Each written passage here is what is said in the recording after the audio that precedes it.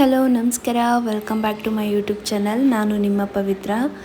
ಯಾರೆಲ್ಲ ನನ್ನ ಚಾನಲಲ್ಲಿ ಹೊಸದಾಗಿ ನೋಡ್ತಾ ಇದ್ದೀರಾ, ಸೊ ದಯವಿಟ್ಟು ಸಬ್ಸ್ಕ್ರೈಬ್ ಮಾಡಿ ಅಂತ ಹೇಳ್ತಾ ಇವತ್ತಿನ ವ್ಲಾಗ್ನ ಸ್ಟಾರ್ಟ್ ಮಾಡ್ತಾ ಇದ್ದೀನಿ. ಇವತ್ತು ಬೆಳಗ್ಗೆ ಎದ್ದಾಗ ಸ್ವಲ್ಪ ಲೇಟ್ ಆಗಿಬಿಟ್ಟಿತ್ತು, ಬೇಗ ಹೇಳೋಕ್ಕೆ ಆಗ್ತಿರ್ಲಿಲ್ಲ. ಸಿಕ್ಕಾಪಟ್ಟೆ ತಲೆನೋವು, ಸಿಕ್ಕಾಪಟ್ಟೆ ಸ್ಟ್ರೆಸ್ ಆಗಿಬಿಟ್ಟಿತ್ತು. ನೈಟ್ ಮಲ್ಕೊಳ್ಳೋದು 1-2 ಗಂಟೆ ಆಗ್ತಾಯಿದೆ. ಹಾಗಾಗಿ ಪ್ರಾಪರಾಗಿ ನಿದ್ದೆ ಆಗ್ತಾಯಿಲ್ಲ. 4 to 5 hours ಕೂಡ ನಂಗೆ ಪ್ರಾಪರಾಗಿ ನಿದ್ದೆ ಆಗ್ತಾಯಿಲ್ಲ. ಮೊದಲೆಲ್ಲ ಅಂತಂದರೆ 7 to 8 hours ಮಲ್ಕೋತಿದ್ದೆ ಆರಾಮಾಗಿ. ಇತ್ತೀಚೆಗೆ ಅಂದರೆ ನಾನು ಯಾವಾಗ ವ್ಲಾಗ್ ಮಾಡೋಕ್ಕೆ ಸ್ಟಾರ್ಟ್ ಮಾಡಿದೆ ಆವಾಗಿಂದ ಸ್ವಲ್ಪ ಲೇಟ್ ಆಗ್ತಾಯಿದೆ. ನನಗೆ ಎಡಿಟ್ ಮಾಡೋದಕ್ಕೆಲ್ಲ ನೈಟೇ ಟೈಮ್ ಸಿಗೋದು. ಬೆಳಿಗ್ಗೆಯಿಂದ ಸಂಜೆವರೆಗೂ ನಂಗೆ ಮನೆ ಕೆಲಸ ಅದು ಇದು ಅಂತ ಅಲ್ಲಿ ಟೈಮ್ ಹೋಗಿಬಿಡುತ್ತೆ. ಹಾಗಾಗಿ ನೈಟೆಲ್ಲ ಎಡಿಟ್ ಮಾಡ್ತೀನಲ್ಲ, ನನಗೆ ಕರೆಕ್ಟಾಗಿ ನಿದ್ದೆ ಆಗ್ತಾಯಿಲ್ಲ. ಸೊ ಹಾಗಾಗಿ ತುಂಬ ತಲೆನೋವು, ಸ್ಟ್ರೆಸ್ ಆಗ್ತಾಯಿತ್ತು. ಅದಕ್ಕೆ ಪಾಪು ಅಲ್ಲೇ ಹಾಲಲ್ಲಿ ರೂಮಲ್ಲಿ ಮಲ್ಕೊಂಡಿದ್ಲು. ನಾನು ಹಾಲಲ್ಲಿ ಬಂದು ಸ್ವಲ್ಪ ಹೊತ್ತು ರೆಸ್ಟ್ ಮಾಡಿಬಿಟ್ಟು ಮಿಕ್ಕಿದ ಕೆಲಸ ಮಾಡೋಣ ಅಂತಂತ ಕೂತ್ಕೊಂಡು ರೆಸ್ಟ್ ಮಾಡ್ತಾಯಿದ್ದೆ. ಎದ್ದು ಇಮಿಡಿಯೇಟ್ ಕೆಲಸ ಮಾಡೋಕ್ಕೆ ಹೋದರೆ ಏನಾಗುತ್ತೆ ಅಂದರೆ ಇಡೀ ದಿನ ತಲೆನೋವು ಅದೇ ಥರನೇ ಇರುತ್ತೆ. ಹಾಗಾಗಿ ನಾನು ಒಂದು ಕಾಮಾಗಿ ಒಂದು 5-10 ನಿಮಿಷ ಕೂತ್ಕೊಂಡು ಅದಾದಮೇಲೆ ಮಾಡೋಣ ಅಂತ ಅಂದ್ಬಿಟ್ಟು ಸ್ವಲ್ಪ ಕೂತ್ಕೊಂಡು ಅದಾದಮೇಲೆ ರಂಗೋಲಿ ಹಾಕೋಕ್ಕೆ ಅಂತ ಹೋದೆ. ಇದೆಲ್ಲ ನನ್ನ ಡೈಲಿ ರೊಟೀನ್. ಬೆಳಗ್ಗೆ ಏಳೋದು, ರಂಗೋಲಿ ಹಾಕೋದು, ಅಂಗಡಿ ಹೋಗೋದು, ಇದೆಲ್ಲ ನನ್ನ ಡೈಲಿ ಮಾರ್ನಿಂಗ್ ರೊಟೀನ್ ಆಗಿರುತ್ತೆ. ಸೊ ನಮ್ಮ ಬಿಲ್ಡಿಂಗಲ್ಲಿ ಅಂದರೆ ನಮ್ಮ ಬಿಲ್ಡಿಂಗಲ್ಲಿ 6 ಮನೆಗಳಿದೆ. ಎಲ್ಲರೂ ಬೇಗನೆ ಎದ್ದಿರ್ತಾರೆ, ನಾನು ಒಬ್ಬಳನ್ನ ಬಿಟ್ಟು. ಅಂದರೆ ನಾನು ಎದ್ದೇಳೋದು 7 to 8 o'clock ಆ ಮಧ್ಯದಲ್ಲೇ ಹೇಳೋದು. ನಮ್ಮ ಓನರ್ ಅಂಕಲ್ ಬಂದು ಹೇಳ್ತಾ ಇರ್ತಾರೆ, ಎಲ್ಲರೂ ಬೇಗ ಎದ್ದಿರ್ತಾರೆ ಪವಿತ್ರ, ನೀವು ಮಾತ್ರ ಲೇಟಾಗಿ ಹೇಳ್ತೀರಾ, ಸ್ವಲ್ಪ ಬೇಗ ಎದ್ದು ಕೆಲಸ ಮಾಡ್ಕೊಳ್ಳಿ, ನೀವು ನೀರೆಲ್ಲ ಸ್ಟಾಪ್ ಮಾಡಿಬಿಡ್ತಾರೆ ಅಂತೆಲ್ಲ ಹೇಳ್ತಿರ್ತಾರೆ. ನಾನು ಆಯ್ತು ಅಂಕಲ್ ಮಾಡ್ತೀನಿ, ಹೇಳ್ತೀನಿ, ಬೇಗ ಹೇಳ್ತೀನಿ ಅಂತ ಹೇಳಿಬಿಟ್ಟು ದಿನ ಅದೇ ಥರನೇ ಮಾಡ್ತಾಯಿದ್ದೀನಿ. ಬಿಕಾಸ್ ನಿದ್ದೆ ಆಗಬೇಕಲ್ಲ, ಬೆಳಿಗ್ಗೆ ಹೇಳೋಕ್ಕಾದ್ರೂ ಮನಸ್ಸಾಗಬೇಕಲ್ವ. ಸೊ ಪ್ರಾಪರಾಗಿ ನಿದ್ದೆ ಆಗ್ತಾಯಿಲ್ಲ ಅಂತ ನನಗೆ ಹೇಳೋಕ್ಕೆ ಆಗ್ತಿರ್ಲಿಲ್ಲ. ಸರಿ ಆಯಿತು ಅಂದ್ಬಿಟ್ಟು ಅವ್ರಿಗಿನ್ ಮತ್ತೆಲ್ಲ ಎಕ್ಸ್ಪ್ಲನೇಷನ್ ಮಾಡ್ಕೊಂಡಿರೋದು ಅಂತ ಹೇಳಿ ಹ್ಞೂ ಅಂದ್ಬಿಟ್ಟು ಸುಮ್ಮನೆ ಆಗಿಬಿಟ್ಟೆ.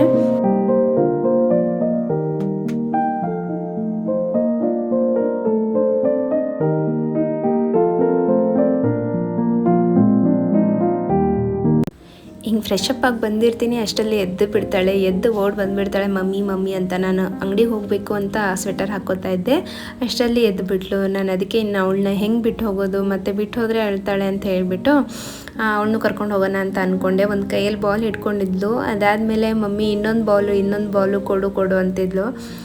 ಸರಿ ಕೊಡ್ತೀನಿ ಅಂತ ಹೇಳಿಬಿಟ್ಟು ಅವಳನ್ನ ಕೂರಿಸ್ಬಿಟ್ಟು ಅವಳಿಗೆ ಶೂ ಹಾಕಿದೆ. ಹೋಗೋಣ ಅಂತ. ವಿತೌಟ್ ಶೂ ಅವಳು ಎಲ್ಲೂ ಹೊರಗಡೆ ಹೋಗೋದೇ ಇಲ್ಲ. ಎಲ್ಲರೂ ಹೊರಗಡೆ ಹೋಗ್ತೀನಿ ಅಂತಂದರೆ ಶೂ ಹಾಕ್ಕೊಂಡೇ ಕರ್ಕೊಂಡು ಹೋಗೋದು ಅವಳು. ಹಾಗಾಗಿ ಅವಳಿಗೆ ಶೂ ಹಾಕ್ತಾಯಿದ್ದೆ.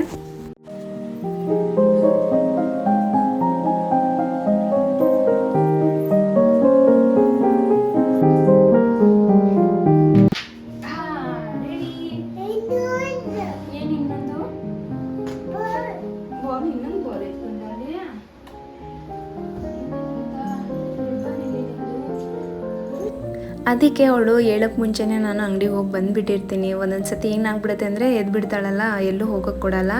ಮತ್ತು ಕರ್ಕೊಂಡು ಹೋದರೆ ರೋಡಲ್ಲಿ ಸುಮ್ಮನೆ ಹೋಗ್ತಾಳೆ ಅವಳು. ಎಲ್ಲರಿಗೂ ಹಾಯ್ ಬಾಯ್ ಮಾಡಿಕೊಂಡು ಕರ್ಕೊಂಡು ಹೋಗ್ತಾಳೆ. ಮತ್ತು ಅಂಗಡಿಯವ್ರನ್ನೂ ಪರಿಚಯ ಮಾಡ್ಕೊಬಿಟ್ಟಿದ್ದಾಳೆ. ಅಲ್ಲಿ ಹೋದರೆ ಅವರು ಒಂದು ಜೆಲ್ಲಿ ಚಾಕ್ಲೇಟ್ ಕೊಡ್ತಾರೆ, ಅದನ್ನು ಈಸ್ಕೊಂಡು ಅವಳು ಬರೋದು. ಆಂಟಿ ಅಂತ ಡೈರೆಕ್ಟ್ ಅವ್ರ ಹತ್ರನೇ ಹೋಗ್ಬಿಡ್ತಾಳೆ. ಅವರು ತುಂಬ ಮಕ್ಕಳಂದರೆ ಯಾರಿಗೆ ತಾನೇ ಅಂದರೆ ಇಷ್ಟ ಆಗಲ್ಲ. ಅವರು ಮುದ್ದು ಮಾಡಿ ಅವಳಿಗೊಂದು ಚಾಕ್ಲೇಟ್ ಕೊಟ್ಟು ಅದಾದಮೇಲೆ ಕಳಿಸ್ತಾರೆ. ಆವಾಗಲೇ ಅವ್ಳಿಗೆ ಸಮಾಧಾನ. ಸೊ ಕರ್ಕೊಂಡು ಹೋಗಿದ್ದಕ್ಕೂ ಸಾರ್ಥಕ ಆಯಿತು ಅಂದ್ಕೊಂಡು ಮತ್ತೆ ವಾಪಸ್ ಕರ್ಕೊಬರ್ತೀನಿ. ಸೊ ನಾವು ಜನ್ರಲಾಗಿ ಹಾಲು ಅದು ಇದು ಸಣ್ಣ ಪುಟ್ಟ ಐಟಮ್ಸ್ ಏನೇನು ಬೇಕು ಮನೆಗೆ ಅದು ತೊಗೊಬಂದಿರ್ತೀನಿ. ಸೊ ತೊಗೊಬಂದು ಹಾಲು ಕಾಯ್ಸೋಕ್ಕಿಟ್ಟೆ. ಇವಳಿಗೆ ಹಾಲು ಅಂತಂದರೆ ಸಿಕ್ಕಾಪಟ್ಟೆ ಇಷ್ಟ. ಬೆಳಿಗ್ಗೆ ಎದ್ಲು ಅಂತಂದರೆ ಹಾಲು ಕೊಡಬೇಕು ಅವಳಿಗೆ. ಹಾಗಾಗಿ ನಾನು ಇನ್ ಕೇಸ್ ನೈಟ್ ಹಾಲು ಉಳಿದಿದ್ರೆ ಅದೇ ಬಿಸಿ ಮಾಡಿ ಕೊಟ್ಟಿರ್ತೀನಿ. ಇನ್ ಕೇಸ್ ಖಾಲಿಯಾಗಿತ್ತು ಅಂತಂದರೆ ಮತ್ತೆ ಹೊಸದಾಗಿ ಬಿಸಿ ಮಾಡಿ ಕೊಡ್ತೀನಿ. ಮತ್ತು ಅವಳಿಗೆ ನನ್ನ ಜೊತೆಯಲ್ಲಿ ಟೈಮ್ ಸ್ಪೆಂಡ್ ಮಾಡೋದಂದರೆ ಸಿಕ್ಕಾಪಟ್ಟೆ ಇಷ್ಟ. ನನಗೂ ಅಷ್ಟೇ. ನೋಡಿ ಸುಮ್ಮನೆ ಬಂದು ಹಾಗೆ ಮಾಡೋದು, ಅದು ಮಾಡೋದು, ಇದು ಮಾಡೋದು, ಒಟ್ಟಿನಲ್ಲಿ ಎತ್ಕೊಂಡೇ ಇರಬೇಕು ಅವಳನ್ನ. ಕೆಳಗಡೆ ಇಳಿಸಂಗಿಲ್ಲ. ಎತ್ಕೊಂಡ್ರೆ ಖುಷಿ ಅವಳಿಗೆ. ಎತ್ಕೊಂಡು ಮುದ್ದು ಮಾಡಿ ಅದು ಮಾಡಿ ಇದು ಮಾಡಿ ಅಂತ ಇದು ಮಾಡ್ತಾಳೆ. ಅದಾದಮೇಲೆ ಅವಳಿಗೆ ಹಾಲು ಹಾಕ್ಕೊಟ್ಟೆ. ನಾನು ಸ್ವಲ್ಪ ಕಾಫಿ ಮಾಡಿಕೊಂಡೆ. ಬೆಳಿಗ್ಗೆ ಅಂದರೆ ಸ್ವಲ್ಪ ಏನಾದರೂ ಕುಡಿದ್ರೆ ಸ್ವಲ್ಪ ಮೈಂಡ್ ರಿಫ್ರೆಶ್ ಆಗುತ್ತೆ ಅಂತ. ಸುಮಾರು ತಿಂಗಳಿಂದ ನಾನು ಟೀ ಕಾಫಿ ಕೂಡ ಬಿಟ್ಬಿಟ್ಟಿದ್ದೆ, ಕುಡಿತಾನೆ ಇರಲಿಲ್ಲ. ಇತ್ತೀಚೆಗೆ ಏನೋ ಮತ್ತೆ ಸ್ವಲ್ಪ ಅಭ್ಯಾಸ ಮಾಡ್ಕೊಬಿಟ್ಟಿದ್ದೀನಿ. ಇಲ್ಲಾಂದರೆ ಏನು ಮಾಡ್ತಿದ್ದೆ, ಡೈಲಿ ಬಿಸಿನೀರು ಮಾಡ್ಕೊಂಡು ಕುಡಿಯೋದು, ಇಲ್ಲಾಂದರೆ ಜೀರಿಗೆ ನೀರು ಮಾಡ್ಕೊಂಡು ಕುಡಿಯೋದು, ಇದನ್ನೇ ಹ್ಯಾಬಿಟ್ ಇದ್ದಿದ್ದು ನನಗೆ. ಮತ್ತು ಈಗ ಸ್ವಲ್ಪ ದಿನದಿಂದ ಕುಡಿಯೋಕ್ಕೆ ಸ್ಟಾರ್ಟ್ ಮಾಡಿಬಿಟ್ಟಿದ್ದೀನಿ. ಮತ್ತೆ ಕಂಟ್ರೋಲ್ ಮಾಡಿಬಿಡ್ಬೇಕು, ಇಲ್ಲ ಅಂತಂದರೆ ಅದಕ್ಕೆ ಅಡಿಕ್ಷನ್ ಆದಂಗೆ ಆಗಿಬಿಡುತ್ತೆ.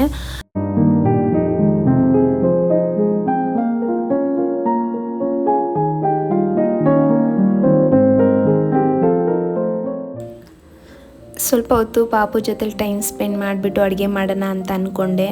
ಮತ್ತು ಏನು ನನ್ನ ಮಗಳಂದರೆ ನನಗೆ ಪ್ರಾಣ. ಯಾಕೆ ಅಂತ ಗೊತ್ತಿಲ್ಲ, ನಾನು ಫಸ್ಟಿಂದನೂ ನಂಗೆ ಹೆಣ್ಮಕ್ಳು ಅಂತಂದರೆ ಸಿಕ್ಕಾಪಟ್ಟೆ ಇಷ್ಟ.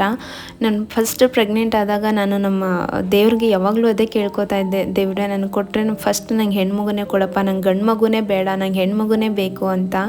ನನಗೆ ನಂಗೆ ಹೆಣ್ಮಗು ಆದರೆ ಏನು ಅನಿಸ್ತಿತ್ತು ಅಂದರೆ, ನನ್ನ ಜೊತೆಯಲ್ಲೇ ಅವಳು ನಂಗೆ ಪಾರ್ಟ್ನರ್ ಆಗಿದ್ದು, ನನ್ನ ಜೊತೆಯಲ್ಲೇ ಬೆಳೀತಾಳೆ, ನಂಗೆ ಫ್ರೆಂಡ್ ಆಗಿರ್ತಾಳೆ, ಮತ್ತು ನನ್ನ ತಾಯಿ ಥರ ಇರ್ತಾಳೆ ಅವಳು. ಹಾಗಾಗಿ ನನಗೆ ಹೆಣ್ಮಗುನೇ ಬೇಕು ಅಂತ ನಾನು ಅಷ್ಟು ಬಯಸಿದ್ದು. ಸೊ ಲಕ್ಕಿಲಿ ನಾನು ತುಂಬ ಅಂದರೆ ತುಂಬ ಅದೃಷ್ಟವಂತೆ, ನನಗೆ ಹೆಣ್ಮಗಳೇ ಹುಟ್ಟಿದ್ಲು. ತುಂಬ ಅಂದರೆ ತುಂಬ ಖುಷಿಪಟ್ಟೆ ನಾನು ಅವಳು ಹುಟ್ಟಿದಾಗ. ಹೆಣ್ಮಗು ಪಡೆಯೋಕ್ಕೂ ಪುಣ್ಯ ಮಾಡಿರಬೇಕು ಅಂತಾರೆ. ಸೊ ನಾನು ಪುಣ್ಯವಂತೇನೆ. ಅದಾದಮೇಲೆ ನೆಕ್ಸ್ಟ್ ನಾನು ಅಡುಗೆ ಮಾಡೋದಕ್ಕೆ ಅಂತ ಹೊರಟೆ. ಸ್ವಲ್ಪ ಅಡುಗೆ ಮನೆಯೆಲ್ಲ ಕ್ಲೀನ್ ಮಾಡಿಕೊಂಡು, ಈ ಸಣ್ಣದು ಪಾಟ್ ಥರ ಕಾಣಿಸ್ತಿದೆಯಲ್ಲ, ಇದು ಆ್ಯಕ್ಚುಲಿ ಪ್ಲಾಸ್ಟಿಕ್ದು. ನಾನು ಆನ್ಲೈನಲ್ಲಿ ಆರ್ಡ್ರ್ ಮಾಡಿದ್ದೆ. ನಾನು ಆವಾಗಲೇ ಯೂಟ್ಯೂಬ್ ಚಾನಲ್ ಮಾಡಬೇಕು ಅಂತ ಅಂದ್ಕೊಂಡಿದ್ದು, ಅಂದರೆ ಬೇಬೀಸ್ ಫುಡ್ ಎಲ್ಲ ಬರುತ್ತಲ್ವ, ಸೊ ಆ ಬೇಬಿ ಫುಡ್ಸ್ ಮಾಡೋಣ ಅಂತ ಅಂದ್ಕೊಂಡು ನಾನು ಇದೆಲ್ಲ ತೊಗೊಂಡಿದ್ದೆ. ಸುಮಾರು ಐಟಮ್ಸ್ ನಾನು ಆನ್ಲೈನಲ್ಲಿ ಆರ್ಡ್ರ್ ಮಾಡಿದ್ದೆ. ಆ್ಯಕ್ಚುಲಿ ಇದೆಲ್ಲ ನಂದು ಇನ್ನೊಂದು ಚಾನಲ್ ಇದೆಯಲ್ಲ, ಕನ್ನಡ ಮ್ಯೂಸಿಕ್ ಲಿರಿಕ್ಸ್ ಅಂತ, ಅದರಿಂದ ನಂಗೆ ಫಸ್ಟ್ ಪೇಮೆಂಟ್ ಬಂದಿತ್ತು. ಸೊ ಅದರಿಂದ ನಾನು ಎಲ್ಲ ತೊಗೊಂಡ್ಬಿಟ್ಟಿದ್ದೆ, ಏನೇನು ಬೇಕು ಅದೆಲ್ಲನೂ. ನೆಕ್ಸ್ಟ್ ಪಾಪು ವ್ಲಾಗ್ಸ್ ಮಾಡಿಬಿಡೋಣ ಅಂತ, ಬಟ್ ಅದಾಗಲೇ ಇಲ್ಲ. ಸೊ ಈಗ ನನಗೆ ಈ ಪರ್ಸ್ನಲ್ ವ್ಲಾಗ್ಸ್ ಮಾಡೋದಕ್ಕೆ ಯೂಸ್ ಆಗ್ತಾಯಿದೆ.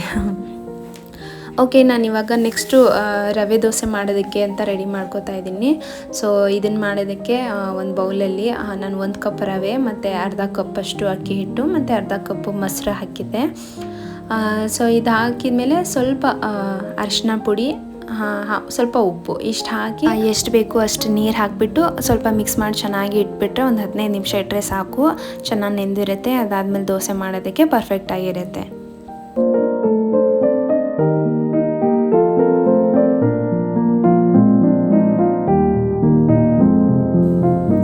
ಈ ಥರ ಚೆನ್ನಾಗಿ ಮಿಕ್ಸ್ ಮಾಡಿ ಒಂದು 15 ನಿಮಿಷ ಇಟ್ಬಿಟ್ರೆ ದೋಸೆ ಮಾಡೋಕ್ಕೆ ರೆಡಿ ಆಗುತ್ತೆ.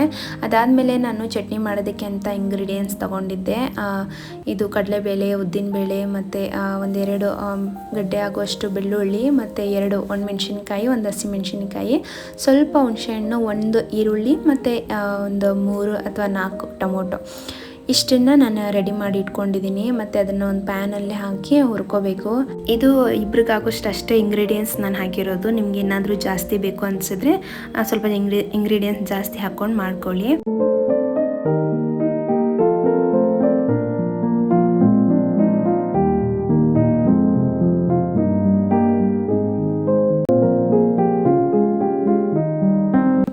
ಸ್ವಲ್ಪ 2-3 ಟೇಬಲ್ ಸ್ಪೂನ್ ಆಗುವಷ್ಟು ಎಣ್ಣೆ ಹಾಕ್ಕೊಂಡು, ಅದಾದಮೇಲೆ ಇಂಗ್ರೀಡಿಯೆಂಟ್ಸ್ ತೆಗೆದಿಟ್ಟಿದ್ವಲ್ಲ, ಉದ್ದಿನಬೇಳೆ ಮತ್ತು ಕಡಲೆಬೇಳೆ ಫಸ್ಟ್ ಅದನ್ನು ಹಾಕಿ ಸ್ವಲ್ಪ ಹುರ್ಕೋಬೇಕು. ನಾನು ಏನು ಮಾಡಿಬಿಟ್ಟಿದ್ದೀನಿ, ಯಾವುದೋ ಯೋಚನೆ ಮಾಡಿಕೊಂಡು ಬೆಳ್ಳುಳ್ಳಿ ಫಸ್ಟ್ ಹಾಕಿಬಿಟ್ಟಿದ್ದೆ. ಸೊ ಇರಲಿ, ಇನ್ನೇನು ಮಾಡೋದು, ಆಪ್ಷನ್ ಬೇರೆ ಏನು ಮಾಡೋಕ್ಕಾಗಲ್ಲ ಅಂದ್ಬಿಟ್ಟು ಅದ್ರ ಮೇಲೇ ನಾನು ಬೇಳೆ ಹಾಕಿ ಸ್ವಲ್ಪ ಹುರಿದ್ಬಿಟ್ಟು ಒಣಮೆಣ್ಸಿನ್ಕಾಯಿ, ಹಸಿಮೆಣ್ಸಿನ್ಕಾಯಿ ಇದೆರಡನ್ನೂ ಹಾಕಿ ಮಿಕ್ಸ್ ಮಾಡ್ಕೋತಾ ಇದ್ದೀನಿ. ಸ್ವಲ್ಪ ಚೆನ್ನಾಗಿ ಫ್ರೈ ಆಗಲಿ. ಹಸಿ ವಾಸನೆ ಇತ್ತು ಅಂತಂದರೆ ಸ್ವಲ್ಪ ಚಟ್ನಿ ಚೆನ್ನಾಗಾಗಲ್ಲ. ಹಾಗಾಗಿ ಅದಾದಮೇಲೆ ಫ್ರೈ ಆದಮೇಲೆ 1 ಈರುಳ್ಳಿ ಕಟ್ ಮಾಡಿ ಇಟ್ಟಿದ್ನಲ್ಲ, ಈರುಳ್ಳಿನ ಹಾಕಿದೆ. ಈರುಳ್ಳಿನ ಚೆನ್ನಾಗಿ ಫ್ರೈ ಮಾಡ್ಕೋಬೇಕು. ಸ್ವಲ್ಪ ಗೋಲ್ಡನ್ ಬ್ರೌನ್ ಬರುತ್ತಲ್ಲ ಅಲ್ಲಿವರೆಗೂ ಫ್ರೈ ಮಾಡಿಕೊಂಡು, ಅದಾದ ನಂತರ ಟೊಮೊಟೊ ಕಟ್ ಮಾಡಿ ಇಟ್ಟಿರ್ತೀವಲ್ಲ ಅದನ್ನು ಹಾಕಬೇಕು. ಅದು ಸ್ವಲ್ಪ ಚೆನ್ನಾಗಿ ಮೆತ್ತಗಾಗಬೇಕು. ಅಷ್ಟು ಹುರ್ಕೊಂಡ್ರೆ ತುಂಬ ರುಚಿಯಾಗಿ ಬರುತ್ತೆ, ಸೂಪರ್ ಟೇಸ್ಟಿಯಾಗಿರುತ್ತೆ ಚಟ್ನಿ ಮಾತ್ರ. ಸೊ ಚೆನ್ನಾಗಿ ಮೆತ್ತಗಾಗೋವರೆಗೂ ಇದ್ರ ಮೇಲೆ ಬೇಕಾದರೆ ಸ್ವಲ್ಪ ಉಪ್ಪು ಹಾಕ್ಕೊಂಡ್ರೆ ಇನ್ನೂ ಬೇಗ ಮೆತ್ತಗಾಗುತ್ತೆ. ಸೊ ಫ್ರೈ ಮಾಡುವಾಗ ಬೇಕಂದರೆ ನೀವು ಅಡಿಷ್ನಲಿ ಸ್ವಲ್ಪ ಲೈಟಾಗಿ ಉಪ್ಪು ಹಾಕ್ಕೊಂಡು ಅದನ್ನು ಫ್ರೈ ಮಾಡ್ಕೊಳ್ಳಿ. ಸೊ ನಾನು ಫೈನಲ್ ಬಂದಿದೆ ನೋಡಿ, ಸ್ವಲ್ಪ ಇಷ್ಟು ಮೆತ್ತಗಾಗಿದ್ರೆ ಸಾಕು. ಅದಾದಮೇಲೆ ಸ್ವಲ್ಪ ತಣ್ಣಗಾಗಕ್ಕೆ ಬಿಟ್ಬಿಟ್ರೆ ಆಮೇಲೆ ಮಿಕ್ಸಿ ಮಾಡ್ಕೋಬೋದು.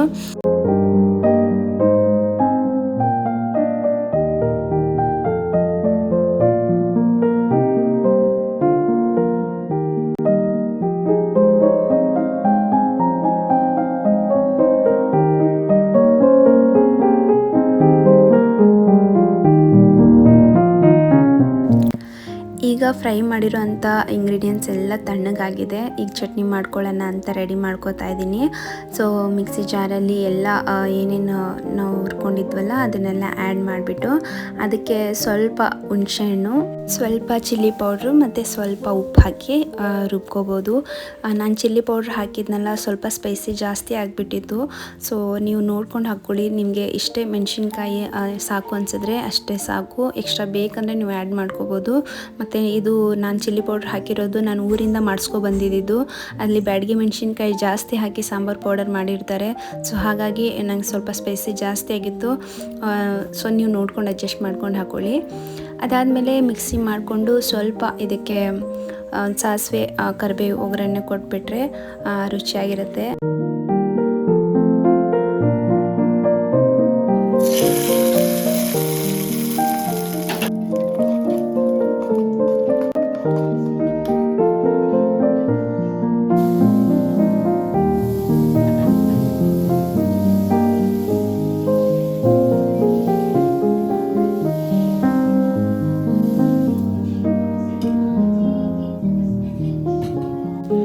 ದೋಸೆ ನೋಡೋದಕ್ಕೆ ಎಷ್ಟು ಸಖತ್ತಾಗಿತ್ತು ಅಂತಂದರೆ ಬಾಯಲ್ಲಿ ನೀರು ಬರ್ತಾಯಿತ್ತು, ಅಷ್ಟು ಚೆನ್ನಾಗಿತ್ತು. ಸೊ ಅಷ್ಟೇ ಈಸಿ ಸಿಂಪಲ್ ಮೆಥಡಾಗಿ ಮಾಡೋದು. ನಾನು ಟೈಮ್ ಇಲ್ಲ ಅಂತಂದರೆ ಈ ಥರ ಏನಾದರೂ ಈಸಿಯಾಗಿ ರೆಸಿಪಿ ಮಾಡಿಬಿಡ್ತೀನಿ. ಇದೊಂದೇ ಅಂತ ಅಲ್ಲ, ತುಂಬ ರೆಸಿಪೀಸ್ ಈ ಥರ ಇರುತ್ತೆ, ಸ್ವಲ್ಪ ಬೇಗ ಆಗುವಂಥದ್ದು. ಸೊ ಅದು ಚಟ್ನಿಗೆ ಸ್ವಲ್ಪ ಮಸಾಲೆ ರುಬ್ಕೊಳ್ಳೋದು ಒಂದೇ ಸ್ವಲ್ಪ ಟೈಮ್ ಹಿಡಿಯೋದು, ಮಿಕ್ಕಿದ ಯಾವುದು ಟೈಮ್ ಹಿಡಿಯೋಲ್ಲ. ಸೊ ಎಲ್ಲ ಬೇಗ ಫಟಾಫಟ ಅಂತ ಮಾಡ್ಕೊಬಿಡ್ಬೋದು. So finally dosa ready. ನಮ್ಮ ಹಸ್ಬೆಂಡ್ ಡ್ಯೂಟಿಗೆ ಹೊರಡೋಕ್ಕೆ ರೆಡಿಯಾಗಿದ್ದರು. ಸೊ ಅವ್ರಿಗೆ ನಾಷ್ಟ ಹಾಕ್ಕೊಟ್ಬಿಡೋಣ ಅಂತ ಅಂದ್ಬಿಟ್ಟು ಬಿಸಿ ಬಿಸಿಯಾಗಿಯೇ ದೋಸೆ ಮಾಡಿದ್ನಲ್ಲ ಅದಕ್ಕೆ ಟೊಮೊಟೊ ಚಟ್ನಿ ಹಾಕಿಬಿಟ್ಟು ಅವ್ರಿಗೆ ಕೊಟ್ಟೆ. ತುಂಬ ಇಷ್ಟಪಟ್ಟು ತಿಂದರು. ಅದಾದಮೇಲೆ ನಾನು ಹಿಂದೆನೇ ಬಿಸಿ ಬಿಸಿಯಾಗಿ ನಾನು ತಿಂದ್ಬಿಡೋಣ ಅಂತ ಅಂದ್ಬಿಟ್ಟು ನನಗೋಸ್ಕರ ಇನ್ನೊಂದು ಸ್ವಲ್ಪ ದೋಸೆ ಮಾಡ್ಕೊತಿದ್ದೆ. ಅದು ಆ್ಯಕ್ಚುಲಿ ಸ್ವಲ್ಪ ಅಂದರೆ ಸ್ವಲ್ಪ ಹಿಟ್ಟು ಜಾಸ್ತಿ ಹಾಕಿ ದಪ್ಪ ಆಗಿತ್ತು ಲೇಯರು. ನಾನಿದು ಸ್ವಲ್ಪ ತೆಳ್ಳಗೆ ಮಾಡ್ಕೋತಾ ಇದ್ದೀನಿ, ಸ್ವಲ್ಪ ಕ್ರಿಸ್ಪಿಯಾಗಿರಲಿ ಅಂತ ಅಂದ್ಬಿಟ್ಟು. ತುಂಬ ಅಂದರೆ ತುಂಬಾ ಚೆನ್ನಾಗಿತ್ತು.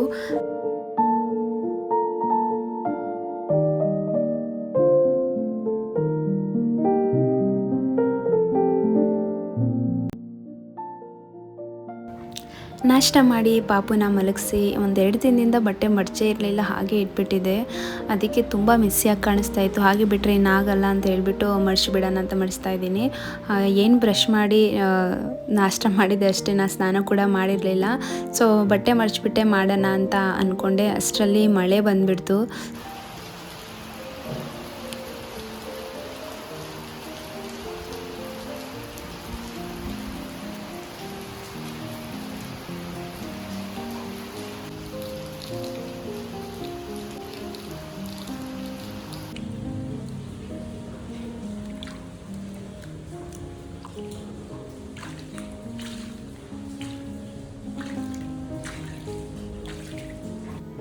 ತುಂಬ ಜೋರಾಗಿ ಏನು ಬಂದಿಲ್ಲ, ಸ್ವಲ್ಪ ಅಷ್ಟೇ ಬಂದಿದ್ದು. ಅದಾದಮೇಲೆ ಅಷ್ಟು ನಿಂತೇ ಹೋಗ್ಬಿಡ್ತು. ನಾನು ಫುಲ್ ಜೋರಾಗಿ ಮಳೆ ಬೀಳುತ್ತೆ ಅಂದ್ಕೊಂಡಿದ್ದೆ, ಬಟ್ ಅಷ್ಟು ಜೋರಾಗಿ ಏನು ಬೀಳಲಿಲ್ಲ. ಪಕ್ಕದ ಮನೆ ಒಬ್ಬರ ಆಂಟಿ ಇದ್ದಾರೆ, ಅವರು ಮಾವಿನ ಹಣ್ಣು ಕೊಟ್ಟಿದ್ದರು. ಇದು ಯಾವುದು ಮಾವಿನ ಹಣ್ಣು ಹೆಸರು ನನಗೆ ಗೊತ್ತಿಲ್ಲ, ಬಟ್ ಇದು ಒಂದು ಹಣ್ಣು ಕೊಟ್ಟಿದ್ದರು. ಕಟ್ ಮಾಡೋಣ ಅಂತ ಮಾಡಿದ್ನ, ಸೈಡಲ್ಲೆಲ್ಲ ಸ್ವಲ್ಪ ಬ್ಲ್ಯಾಕ್ ಆಗಿಬಿಟ್ಟಿತ್ತು. ಸೊ ಒಳಗಡೆ ಹೇಗಿರುತ್ತೋ ಅಂದ್ಕೊಂಡು ಕಟ್ ಮಾಡಿದೆ, ಬಟ್ ತುಂಬ ಚೆನ್ನಾಗಿತ್ತು. ಬಟ್ ಸೈಡಲ್ಲಿ ಸ್ವಲ್ಪ ಬ್ಲ್ಯಾಕ್ ಆಗಿತ್ತು ಅಷ್ಟೇ. ಅದನ್ನು ಕಟ್ ಮಾಡಿಬಿಟ್ಟು ಮಿಕ್ಕಿದ್ನ ಸ್ಲೈಸ್ ಆಗಿ ಕಟ್ ಮಾಡಿಕೊಂಡೆ. ಏನಾಗಿರಲಿಲ್ಲ, ತುಂಬ ಚೆನ್ನಾಗಿತ್ತು ಹಣ್ಣು. ಇದು ಕ್ಯೂಬ್ಸ್ ಥರ ಮಾಡ್ತಾಯಿದ್ದೀನಿ ನೋಡಿ ಎಷ್ಟು ಚೆನ್ನಾಗಿದೆ ಅಂತ. ಈ ಮಾವಿನ ಹಣ್ಣು ಕಟ್ ಮಾಡಿದಾಗೆಲ್ಲ ಹಿಂಗೆ ಮಾಡಬೇಕು ಅನಿಸುತ್ತೆ. ಇದು ಆ್ಯಡ್ಸಲ್ಲೆಲ್ಲ ಕೊಡ್ತಾರಲ್ಲ ಆ ಥರ ಕಾಣಿಸುತ್ತೆ ನೋಡಿ. ಎಷ್ಟು ಸಖತ್ತಾಗಿ ಬಂದಿದೆ ಅಂದರೆ ಸೂಪರಾಗಿ ಬಂದಿದೆ. ನಮ್ಮ ಪಾಪಗೆ ಈ ಥರ ಎಲ್ಲ ತೋರಿಸಿದ್ರೆ ಖುಷಿಯಾಗಿ ಬೀಳ್ತಾಳೆ.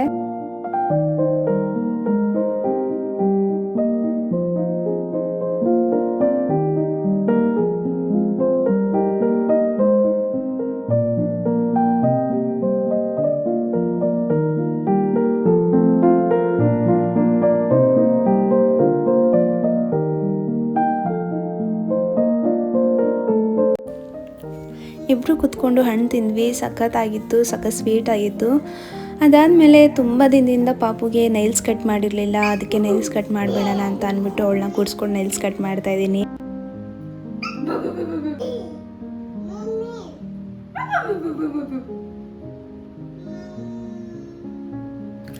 ಹೋಪ್ ನಿಮಗೆಲ್ಲರಿಗೂ ಈ ವ್ಲಾಗ್ ಇಷ್ಟ ಆಯಿತು ಅಂತ ಭಾವಿಸ್ತೀನಿ. ಇಷ್ಟ ಆಗಿದ್ದರೆ ದಯವಿಟ್ಟು ಒಂದು ಲೈಕ್ ಮಾಡಿ, ಸಬ್ಸ್ಕ್ರೈಬ್ ಮಾಡಿ ಅಂತ ಹೇಳ್ತಾ ಇವತ್ತಿನ ವ್ಲಾಗ್ನ ಎಂಡ್ ಮಾಡ್ತೀನಿ. ವಿಡಿಯೋದಲ್ಲಿ ಏನಾದರೂ ಮಿಸ್ಟೇಕ್ ಆಗಿದ್ರೆ ದಯವಿಟ್ಟು ಕ್ಷಮಿಸಿ ಅಂತ ಹೇಳ್ತಾ ಇಲ್ಲಿಗೆ ಎಂಡ್ ಮಾಡ್ತಾ ಇದ್ದೀನಿ. ಬಾಯ್.